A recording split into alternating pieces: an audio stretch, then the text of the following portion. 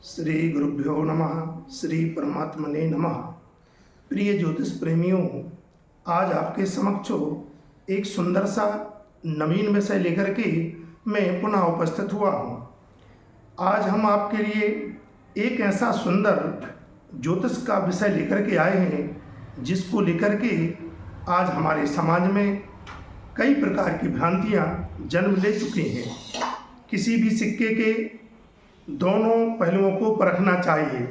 आजकल कतिपय कुछ लोगों ने नाहक ही काल सर्पयोग को बदनाम कर दिया है। यद्यपि काल सर्पयोग का सर्प को ही काल रूप, विषधर, मारक आदि बतलाकर खूब बदनाम किया जा रहा है, परंतु उसका उज्जवल पक्ष भी है।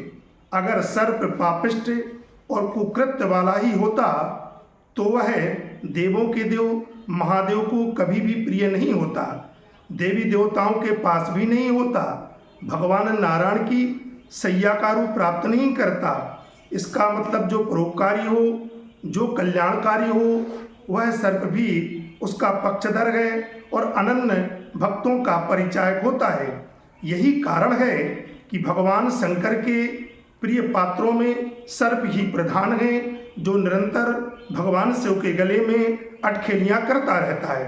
भगवान भोलेनाथ सदैव गले का हार बनाकर, शोभा बना करके और अपने गले में उसको धारण करते हैं। यद्यपि इस सर्प को आप लोगों ने कई शिव मंदिरों में जाकर देखा होगा। शिवलिंग पर भी किसी न किसी रूप में धातु के द्वारा निर्मित, शिला पर अंकित निर्मित सर्प, चांदी के द्वारा निर्मित तांबे का सर्प अवश्य ही शिवलिंग के ऊपर विराजमान मिलेगा। पहले धातु से निर्मित और चांदी के निर्मित शिवलिंग के ऊपर यह जो नागराज का स्पर्श किया जाता है, वो भगवान के कतिपय शिव के पूजन का द्योतक है। भगवान शिव ने जिस समुद्र मंथन से निकले हुए विष को स्वयं ग्रहण करके सभी को अभय दान दिया था, उसी भांति वह अपने शरणागत में यानी शरण में आने वाले को सदैव अभय दान देते हैं। यह ग्रह जनित दोषों का भी शमन करते हैं। अतः किसी भी कुंडली में यदि काल सर्प योग अथवा सर्प योग से पीड़ित, तो केवल उसके लिए हमारा यही परामर्श है कि वो भगवान देवाधिदेव महामृत्युंजय महाकालों के काल देवाधिदेव महादेव की शरणागति प्राप्त करें। शिव जी का खूब मन लगा करके अभिषेक करें। शिव जी ही नहीं अपितु भगवान विष्णु को भी नाग से बड़ा प्रेम है, क्योंकि वो तो सदा शेष सैया पर ही विराजमान रहते हैं। क्षीर सागर में कोमल से सैया पर भगवान विष्णु सदैव विश्राम करते हैं।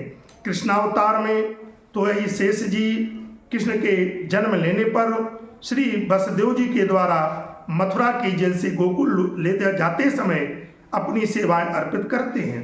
अंधेरी रात में यमुना पार करते समय ये घोर विपत्ति के क्षणों में फन फैलाए रक्षक का कर्तव्य निभाते हैं। जब तक यमुना पार नहीं होते वो साथ ही रहते हैं।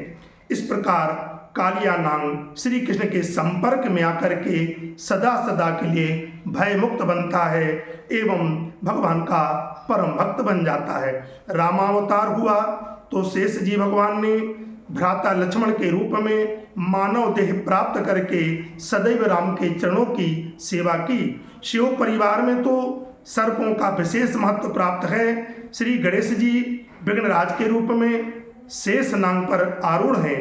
जैन संप्रदाय के 23वें तीर्थकर पार्श्वनाथ जी के सिर पर छत्र की तरह नाग कुमार धारणे का फल उनकी विशेष पहचान ही बन गया है। मनसंता मसमाता सर्पों की देवी, राजस्थान के गोगा जी की पीर को सर्पों का देव कहा जाता है। हिंदुओं की ऐसी धारणा है कि पितृ के रूप में सर्प हमारे पैतृक घरों में वास करते हैं। इस प्रकार सर्प सदा से देवों का और महादेव का प्रिय है। ऐसे में सर्पों का काल मानना उचित नहीं है। तात्पर्य यह भी है कि सर्प सभी के लिए उपकारी प्राणी है। यह किसी का अहित नहीं करता। यदि इसको सताया ना जाए इसको भय प्राप्त ना किया जाए। जाने अनजाने में भी अपने प्राणों पर संकट देख करके वो आशंकित होता है। ज्योतिष शास्त्र में सर्प से राहु और केतु का संबंध जोड़ा गया है। राहु को सर्प का मुख और केतु को पूंछ माना जाता है। आकाश में भौतिक शरीर पर न होने पर भी इन छाया ग्रहों को अन्य 7 ग्रहों यथा सूर्य, चंद्र, मंगल, बुध, गुरु, शुक्र और शनि के समान ही ग्रह मंडल में स्थान प्राप्त है। कुंडली में राहु और केतु सदैव आमने सामने 180 डिग्री पर रहते हैं। यदि 7 ग्रह राहु और केतु के एक तरफ से मट करके आ जाएं, दूसरी ओर के कोष्टक या भाव खाली पड़ जाएं, तो ऐसी स्थिति को काल सर्प योग कहा जाता है। जन्मांग चक्र में यह स्थिति इसी प्रकार असंतुलित लगती है जैसे तराजू के एक पलड़े में भार रख दिया जाए और दूसरे पलड़े में कुछ भी ना हो। काल सर्प योग के केवल बुरे परिणाम ही निकलते हैं, इस बात से सहमत नहीं हुआ जा सकता। काल सर्प योग वाले राजयोग भी भोगते देखे गए हैं, अतः काल सर्प को इतना बदनाम करना भ्रामक है। अगर अन्य ग्रह अच्छे फल देते हैं तो इस योग का बुरा प्रभाव देखने में नहीं आता। किसी की कुंडली में काल सर्प योग देखते ही पूर्वाग्रह से ग्रसित निर्णय को दोहराना उचित नहीं है, क्योंकि काल सर्प वाले व्यक्ति ही महान, वैभव, समृद्धशाली एवं राजसत्ताधारी भी होते हैं। ऐसा कई बार कतिपय विषयों में मैंने देखा है। ये संपूर्ण जानकारी मैं आपको इसी विषय से जुड़ी हुई आपको पुनः इसी से संबंधित एक और सुंदर जानकारी लेकर के आप लोगों के समक्ष पुनः उपस्थित बनूंगा। मैं आपको भरोसा देता हूं कि आप काल सर्प योग वाले इस युगों से भयभीत ना बने, क्योंकि मैं एक एक काल सर्प योग के ऊपर एक एक विषय को लेकर के प्रत्येक काल सर्प योग की जानकारी आपके सम्मुख पुनः लेकर के आऊँगा। आशा है कि यह विषय आपको अति रोचक और महत्वपूर्ण प्राप्त होगा। इसी भाव के साथ आपके लिए मेरा सादर नमस्कार, सादर जय श्री राम, जय जय श्री सीताराम।